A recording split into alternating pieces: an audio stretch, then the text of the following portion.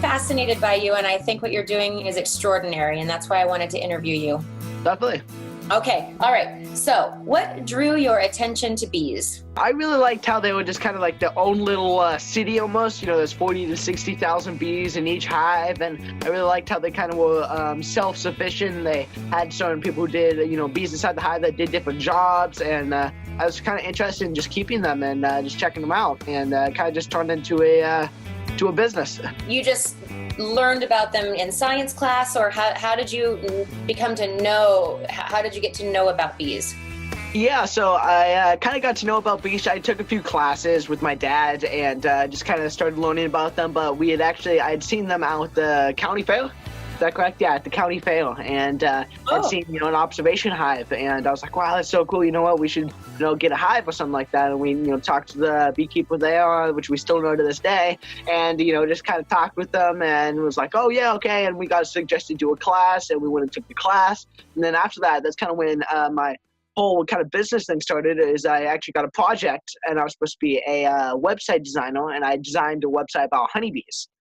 From a fifth grade class. It was actually at the end of the year, and it was like one of the last things that we did, and it was kind of just to figure out, what you wanted to do maybe in life. We'll just give you a little bit movies, a little bit more of a knowledge of what's out there, a lot of different jobs. And I got picked to be a website designer, so I designed a website about honeybees, and kind of just really got into them and decided to start keeping them in mass, and started selling my honey to friends and family, and it kind of just took off from there. And so you were 10 years oldish, or 11 if you were at the end of fifth grade. 10 to 11. So what started as an interest at the fair, you kind of found a beekeeper did he become a mentor? Yeah. Okay, and then you were assigned a project, and so you just put the two together, and then I was assigned a project, and I was supposed to be a website designer, and I was supposed to, learn more about them and what they did. And I'm like, hey, I can actually do this. So I went on GoDaddy and actually built a website, bought a website, and it was like midnight with me and my mom. I'm there like calling calling the tech support, like, how do we do this? How do we do that? Because this is the first time we had ever done anything like that before. And we're like, okay, well, we got to have a topic for this, and it's going to be about bees. And let's just do it about bees. Since we had learned some about bees, I was really interested in them, and there was a lot of text that we can find, and we can fill up the pages real quick. So we're like, all right, let's do this. So we just kind of went in there and started doing some stuff. So it was good. And is that website is that part of your website now, or is that one just for a project that's no longer? Yeah, so that one got remade into a new website, and then it got remade again into the current website that we have, and we're actually getting it remade again to include for the store and more, user-friendly interface and that type of stuff. Incredible. Okay, so tell me the story of Carmel Honey Company. How did you go from an interest in bees and a website to having your own company, Jake? So like I kind of said, it really just started off in the at school, and I kind of just took it beyond that and started selling at farmers markets, and then I went to specialty events. I started getting a few wholesale accounts. I went to a whole bunch of different conferences because I knew I had to be an expert in my, in my area, because if I'm a kid and I'm going into this and I'm actually going to do this, I got to know I got to know my shit, basically. I got to know what it's about, do it, to actually be able to do it and do it correctly. So we went out and went to a whole bunch of conferences, and went to a whole bunch of different classes, and brought that knowledge back and worked with it, and kind of just did it, as you can see as in the background. We started keeping, we have around 12 hives, I think, back here. And we just kind of started keeping with around that number, and we just kind of kept expanding, and now we have over 125 hives spread throughout the peninsula. So the first, you were going to fairs selling honey just from hives at your home like this, the 12 hives? Yes. Okay, and then from there, now you have 120 hives, and it just depends on like what you want the bees to pollinate for what kind of honey. Like I know I bought sage honey, and that's how I found out about you. How do you make sage honey? Yeah, so the sage actually comes from up in Hollister, in the Hollister Hills area, and it's black sage, not the herb. And we place hives up there, and we also place hives up in Modesto, Madera area with in the orange fields to collect that during that time in the springtime. And then we even have hives that are stationary that stay up in Oregon in the Willamette Valley, which collect our meadowfoam honey. So that's what makes sage honey a sage honey? The location and the area, and the nectar that the bees are collecting. To it. It's just what the bees do. And then you put it in a jar, or do you do a process? So we have to uncap it. So if it's in a frame, right, and then we just put that into a centrifuge, spin it around, and it draws the honey out to the outsides and down to the bottom, and we fill that usually straight into jars. Sometimes we put it into 5-gallon buckets or other such things to actually, yeah, I know. Right in front of your face. Yeah, but for later storage. But sometimes we use, we have a lot of pollination beekeeper connections. Sometimes we use their facilities because if we have too many frames, because it takes a long, long time to actually be able to spin it all out. So. And that means there's frames in those boxes, and that's what the queen and the workers do their thing on? Yes, exactly. So in those frames, we use 8-frame boxes, and each box has 8 frames in it, and usually each box here is around 2 high. We do have some 1 high ones, and I don't think we have any 3 high ones, but yeah. And how long between an empty frame and a full frame? What time period? What do you mean? So so if they were to fill it up and we want to take it out and then we put a new one, how long? Yeah. So it could be as short as a week. And really? They can fill it right up, and just fill it right back up with honey. Sometimes it takes a month, depending on the time period. During the spring and summertime, they fill that thing up like crazy. But during the wintertime, it takes a little bit longer. Because there's less flowers. Yeah, less flowers and less bees. Okay, so let's talk about you and the business part of you. So 10, 11 years old, you got the website. At what point in your age do you open your business? So you're going to fairs at age 11, 12? Right at the beginning. Once we clicked, create website, that's when we started. Okay, so 11 years old. When did you actually, is this your store that just opened and that's the first one? Yep, that's our first store. That's our first brick and mortar store. We were kind of just sticking with online for the main part of it, just because we just kind of were trying to gather a following first off, because we didn't know if we had a store, we didn't know if people were gonna come. Because we weren't just going to rely on people stumbling across us and actually just walking in. So we kind of gathered a following. A lot of people wanted to actually try our honey, and they'd have to follow us around to the different events and actually try our honey there and find us. And we're always on the move. We're always in different locations, and they'd sometimes have to wait over a year to get more honey from that certain event that they went to.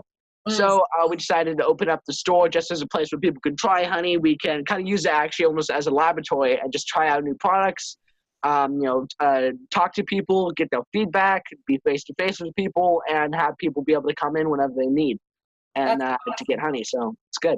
And I saw the honeycomb video that you did where your sister was peeking. But when you say we, are you talking about just your family, or do you have a partner?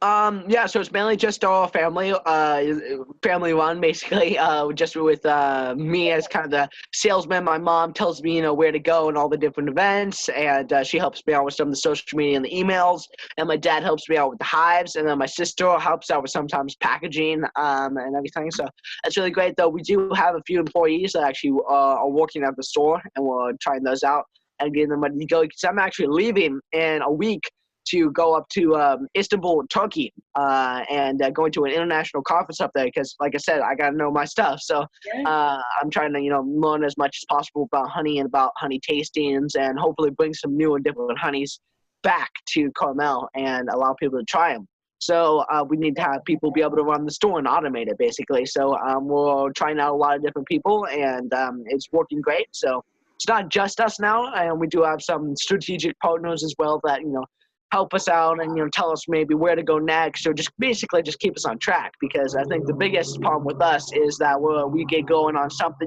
we find ourselves working in the business, not on the business a lot. So you're a 15-year-old CEO, truly. I'm 14. 14-year-old CEO. Okay, that's even more amazing. Everything that you're telling me, I'm almost speechless. I've been teaching for almost 25 years. I know I've met a lot of students, and you're incredible. Thank you.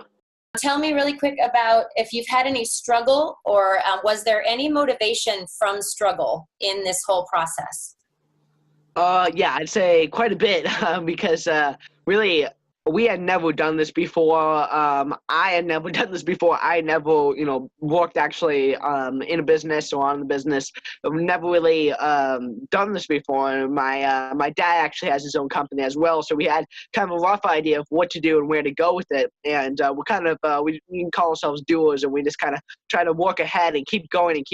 And finding out kind of, we don't like rush into headfirst into situations. We try to, look at them, make sure, find the best solution for it and move forward. So we just kind of started off, got a domain name, got a website going, got social media going, started gathering a following, and, just took the basic steps on how to build this and build it up.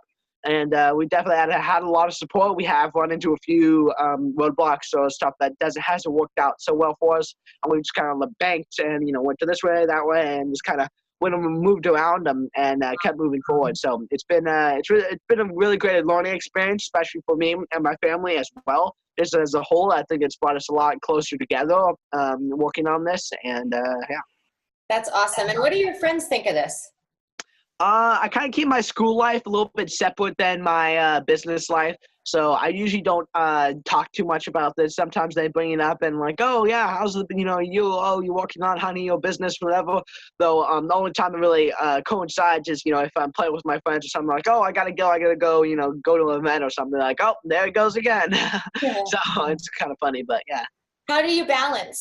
How do you make sure that you're not too business? I mean, because as an adult, that's a difficult thing. I run my, Victory Garden Kids is my own business too. And I have to make sure that I have systems set up where I have to force myself to make sure I don't work too much. How do you keep your balance? Yeah, I'm able to keep my, to be honest with you, I keep my balance just, it's just kind of micromanaging different things. I'm like, okay, I got to do business here, and then like tomorrow I'll have 2 hours in the morning, and I'll just take that off and play with my friends or do something like that, and then I'll do business for the rest of the day, and then 2 hours at night I'll play with my friends or something like that, and I'll just kind of work it out. And whenever I have time I'm not doing anything, I do fun stuff, and if I'm not doing any fun stuff, I do business stuff. So. And what do you like to do for fun, really quick? Yeah, I like to just play with my friends. I play video games and do that sort of thing. I kind of hang out with my friends sometimes, and yeah, just kind of normal kid stuff. Normal kid stuff. All right. Okay. Last question, unless you have any questions for me, but what do you see happening in the future? If you could envision exactly what you wanted this to look like in your future as an adult, what would it look like to you? Well, first off, world domination. Come on, man, right? Yeah, woo! Right. Become the #1 honey, producer. But really, yeah. But we're looking for employees. So I mean, but really, it would look like travel. So I really love to travel. I'm kind of a foodie too. So it would be amazing to have almost like a TV show or something, where I travel around and try different honeys and go to different restaurants and do that sort of thing, or go to talk to all these different beekeepers and try to, spread the word about bees. And it doesn't always just have to be about bees. It can be about pollinators in general, hummingbirds, bees, bats, butterflies. And that's also another dream of kind of ours, of the company, is creating a thing called Pollination World, which is basically the aquarium. Have you been to the Monterey Bay Aquarium? Oh, yeah. Yeah, so it's basically like that, but for pollinators instead. So, like, as the aquarium is to fish, the pollination world would be to pollinators. So we try to raise awareness about pollinators and talk about how important they are. 1 out of every 3 bites of food is pollinated by a honeybee. Butterflies, hummingbirds, all these things are so important to our survival as a whole in this world. And we just kind of, wanted to bring in experts and that sort of thing. So we've, that's kind of a really like in the future goal. But right now we're just kind of opening up stores, and we know that one store can't do it all. So look for more of them. But yeah, we're just, like I said, moving forward and looking forward to the next thing. So this pollination world is a dream of yours. It doesn't exist now. Doesn't exist as in the moment, no. Mm-hmm. So okay. It's just a dream of ours, but if we get correct funding, then, we can make it happen. Awesome. Well, you can hire me to be a taster. How about that? Yeah, well, my taste tester, right? Yeah, I actually... And the only thing, you're going to have to get the hives, right? You got to get the suit, and, everything. You could convince me to do that. I will tell you that I have your honey in my coffee every morning. Cool, awesome. And I know other people don't put honey in their coffee, but I would rather have a lot of people do. You'd be surprised. Well, I'd rather have your honey than sugar any day, because it's delicious. Hug your mom and tell her thank you, because she's a huge supporter of you. That's amazing. I wouldn't have been able to do this without my parents. So. Oh, you sound like you're a really close family, and I'm thrilled to have met you. Thank you so much. Thank you. Okay, tell your mom thanks too.